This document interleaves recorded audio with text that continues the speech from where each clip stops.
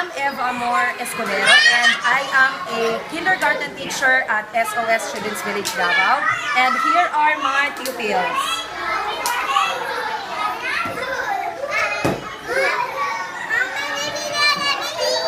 We are just done with our recess, and after recess, I have difficulty getting them to get ready for the next subject. Okay, so I will show you two situations wherein I will ask them to get ready for the next subject. Okay. Now, kids, sit down. Get ready for the next subject.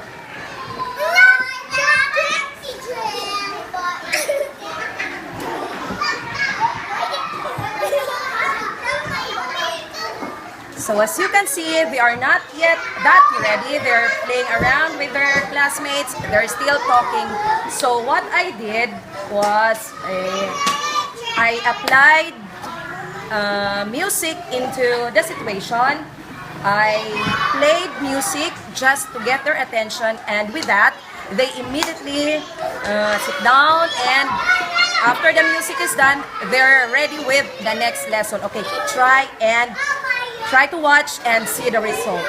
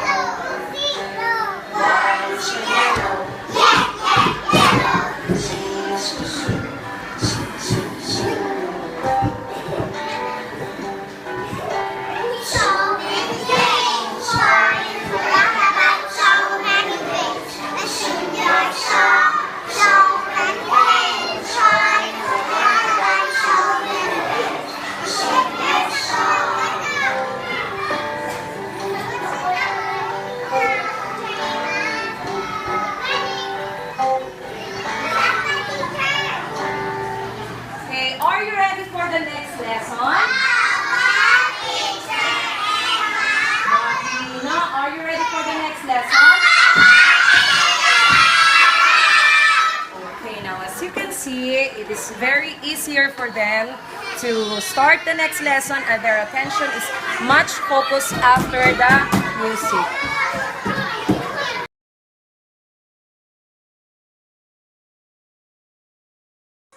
Good morning everyone. I am Nelson is Lubguban Jr., a teacher 1 here in Damilag Elementary School under Paquibato District for 1 year and 10 months now.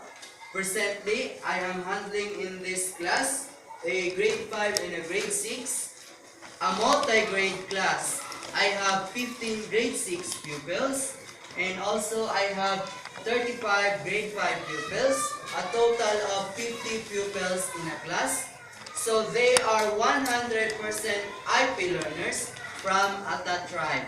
They are not all present at this time because some of them went to the downtown area, which we usually see them every December having caroling and asking early pamasko from us and the city government of Davao. So this is my classroom. This is the place where my learners learn a lot in terms of reading, writing, speaking, listening, and viewing. Since I was handling in this group of class, one of the problems that I encountered with them, they have this problem in cursive writing, which we all know that as teachers, as they entered in this level, grade 5 or grade 6, we expected that they already knew cursive writing. But I was shocked when I discovered this problem to them. Some of my learners has this difficulty in doing cursive writing, while some of my learners, they really didn't know how to write cursive. Like this girl. She is a grade 5 pupil. She has this difficulty of writing cursive. Let's look at her how she writes her name in cursive.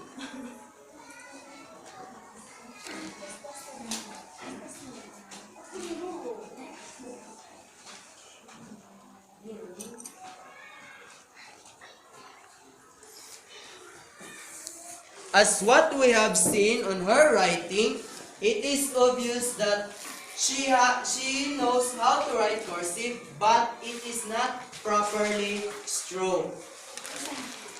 So as a teacher, I really need to find solution for me to address this problem.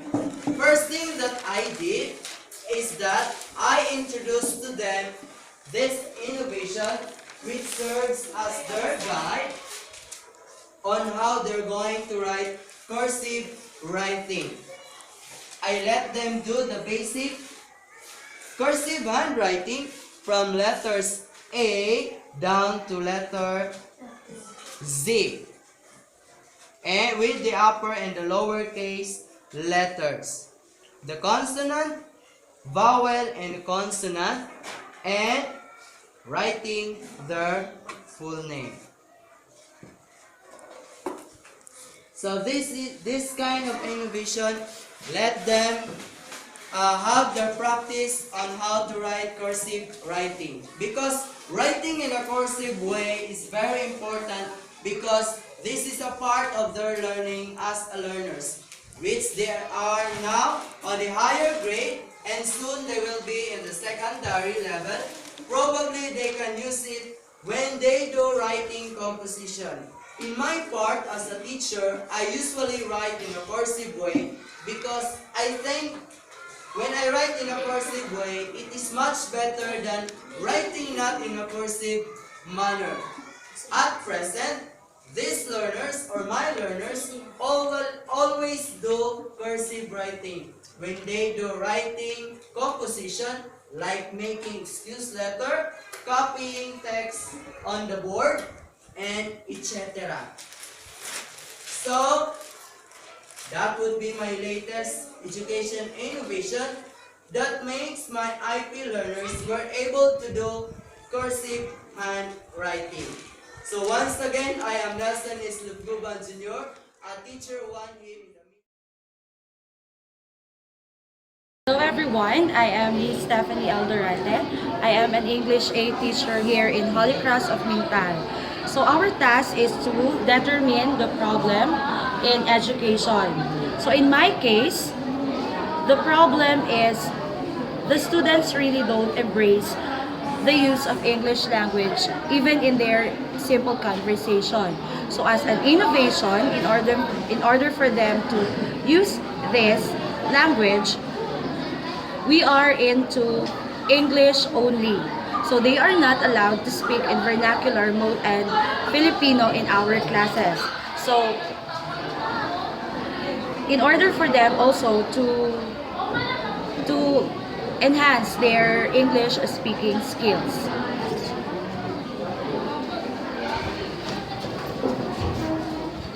Okay, good morning everyone. Good morning, Miss Steph. Okay, we may now take your seat. Thank you, Miss Steph. How are you?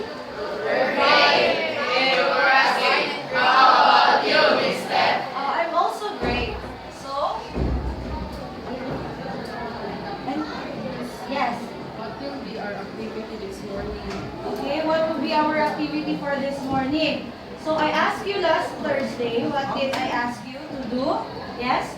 Last meeting, you told us to memorize and perform the speech entitled When Love is Coming. Okay, are you ready? No! Why are you not ready? Yes, Artulio? Because we have the prayer of time. You don't have the luxury of time? You have Saturday, Sunday, and Monday. So do not give excuses, Jay. You have 3 days to memorize it. And it's just a short speech. So we will really do it this morning. Okay? So who will volunteer to be the first one to present? Okay, Randy, very good. Okay,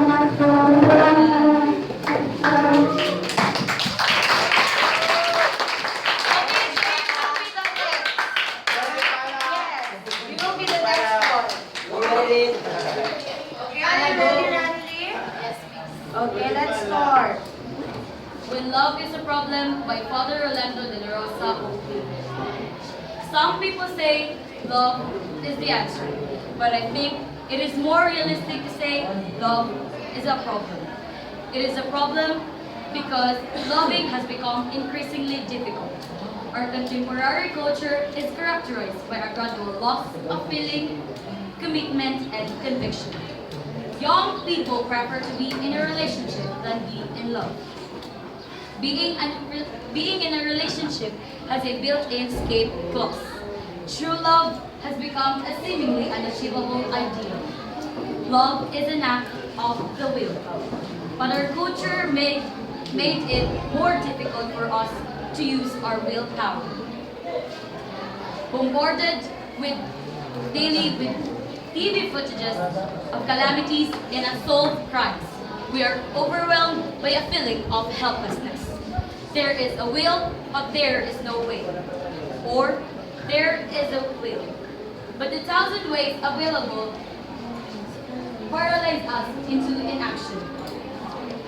Or worse, there is a will and there is a way, but things remain the same. Okay. When Love is a Problem by Father Orlando de la Rosa. Okay, very good. Okay, so Abhijit, because of our speak in English only, you are able to have a better speech skills.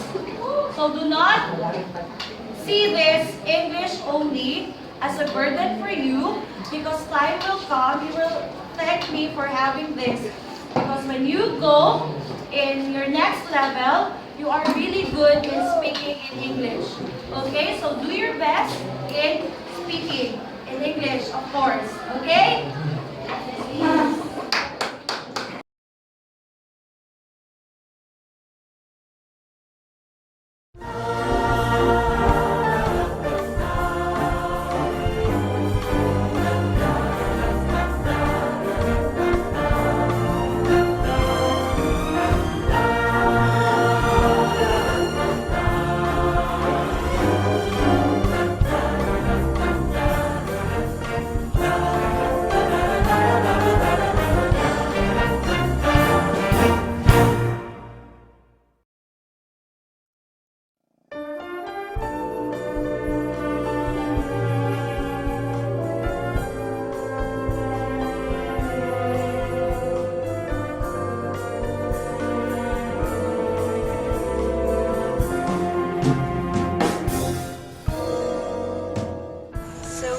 I volunteer because it's cool and it's really fun. Siguro nang maliit pa ako, there's always the desire to help. Kaya lang wala akong venue. Nakita ko sa sarili ko na yung willingness to serve and to help the people. So when I graduated, gustong-gusto ko talaga siyang pasukan. Gusto kong pasukan ang ganitong work. So, nag-apply ako for LSVP. The Lasallian Volunteer Program, or the LSVP, provides opportunities for young Lasallian professionals to directly engage in the Ministry of Education in needy areas in the country. LSVP aims to generate a spirit of service and sense of mission among the youth and harness their energy, idealism, and skills for social development. Sa isang bagay na hindi ko siguro makakalimutan during my volunteer's life, yung makita mo yung mga tao doon na kahit simple lang yung ginagawa mo, yung pakikipag-usap sa kanila, makikain sa kanila, parang malaki ng bagay sa kanila at ikinasisiya na nila. Ma-feel mo talaga yung kagandahan ng buhay. Kahit hindi mo man sila matulungan financially, no, naghihirap sila dito, pero yung presensya mo at pakikinig mo sa kanila, yun yung mahalaga eh.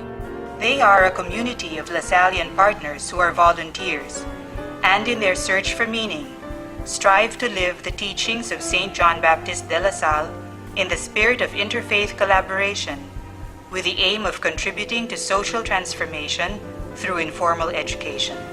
As a Lasallian volunteer, I faced lots of challenges and some of them really made me want to quit, but my passion in serving the people and doing God's work really keeps me going when times get tough. As days go by, nalalearn ko talagang i-love yung children.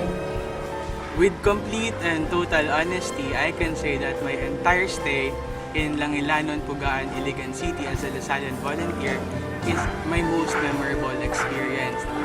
Today, we have 4 Lasallian volunteer communities in the country: in San Isidro, Antipolo, in Sipalay, Negros Occidental, in Langilanon, Iligan, and in Bagak, Bataan.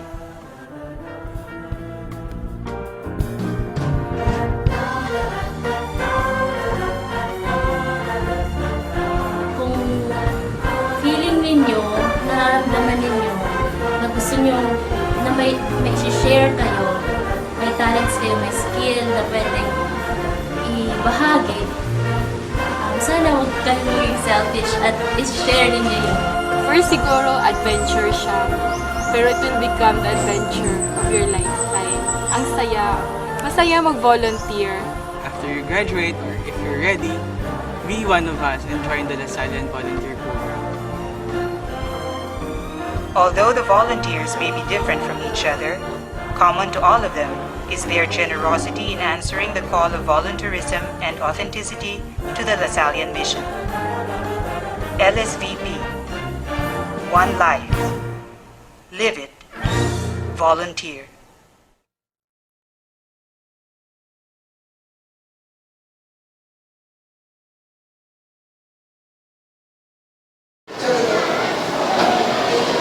Hi, my name is Stefhane L, and I am the IT program head of Davao Central College. I actually have a concern when it comes to assessing the students in a group, especially for my third year and fourth grade class, taking a capstone project in systems design. So let's see. Tapos kayo ka ng gahapon, sir. Sila silang wala. Wala, kaya nakuha na din ang trabaho. Usabay kasi na takaroon. Wala ka, wala ka. Wala ka na natin sa abang. Inang na, buhat ang balay. Di pariharaman ta. Okay, stop. So what seems to be the problem, Rose? We are still not yet ready, sir, for the presentation. What? Did I give this particular assignment a week ago? What happened, Aina? It is because one of our members, sir, is not doing his class and is not doing it very well. Oh really? Why is it that you gave your fellow members of this group a very high rating? So who is that person, by the way? I'm sorry to call this, but it's your Is this true, Harvey? Yes, And what is your role in this particular group? You don't know? I thought that you're the junior programmer. Is that true? No! You're not the junior programmer, you're the senior programmer. You're the one supposed to do this. Okay, I get this. So you do have confusion on what to do here. Is that right? Yes, sir. That was my problem before because my students really don't know what to do, or shall I say what particular job they're doing. So I implemented a certain scheme exclusively in my class, which is to come up with a rating sheet and a log sheet.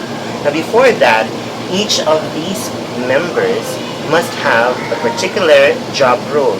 One is a senior programmer, second is a junior programmer, then a systems analyst, and then you also have the documentarian, so that they will not have confusion in what to do. They do have a specific job to do. Now, in order to assess those, they have this journal called a log sheet, wherein their daily tasks are already jotted there. And also, they have this rating sheet that must also be submitted every Friday. So please, can you please grab your book and let me see your created log sheets and rating sheets. Now those rating sheets must be filled in, and you must submit that every Friday. Be very honest, okay? After that, I realized that it was actually very effective because none of them already complain, or if they do complain, it's just normal things. And then they need to do a task because they need to fill in those specific subtasks in their rating sheet. So most of them actually succeeded in finishing their project on the deadline or before the deadline. So that's it. So thank you for watching and see ya.